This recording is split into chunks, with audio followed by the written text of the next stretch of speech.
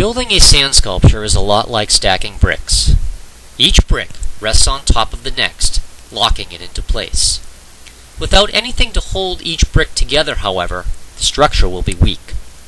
By adding cement between each brick, we can create a very solid structure. The cement creates a bond or bridge between each brick that connects it to the next. Believe it or not, it is also possible to stack round objects. These bowling balls can be stacked one on top of another, but their bond is very weak and can topple at the slightest vibration. By stacking them in a pyramid formation, however, the structure's strength is greatly improved. When we look closely at grains of sand under a microscope, we discover that there are many different shapes of sand. Some are square like tiny bricks, others are completely round. Some sand is actually made up of tiny pieces of coral and shell. The color of the sand is determined by its contents. This is black sand from volcanic rock. Like the cement that holds the brick together, we need something in place of that between the grains that will create a strong bond. Water is the perfect component. The power of surface tension allows water to form tiny bridges across each grain of sand.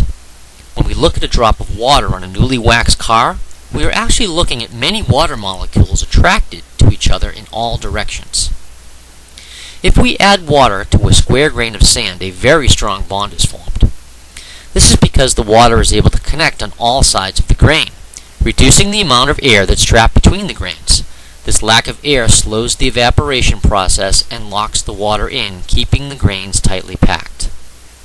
Adding water to a round grain sand, we see that the contact area between the grains is reduced dramatically. There is also much more air trapped between the grains, which speeds up the evaporation process and allows the grains to shift as water is lost. When working with a round grain sand, it is recommended that the sand be stacked in a pyramid fashion with a very wide base. This guarantees the strongest structure possible. In addition to grain shape, grain size is important. Smaller grains produce finer detail. They also trap less air and hold in more moisture. It is possible to create wondrous things with just plain sand and water. Magnificent arches made of stone seem to defy gravity.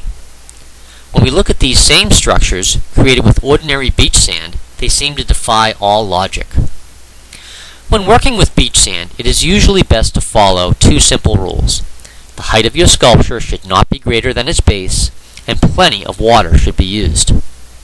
Here's a simple 4-step outline to create an amazing beach sand sculpture. Create a pyramid-shaped pile that is well compacted using lots of water. Add more wet sand to define the basic shape.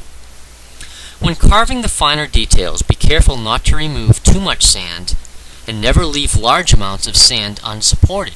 Always remember to keep the base wider than the height. The most important thing to keep in mind when working with sand is to be patient. It is, after all, just sand. Your sculptures will inevitably collapse, but with practice and patience, your castles will get taller and your sculptures more detailed over time. Over the next few minutes, you will see just a small sample of what I have been able to create with nothing more than plain sand and water.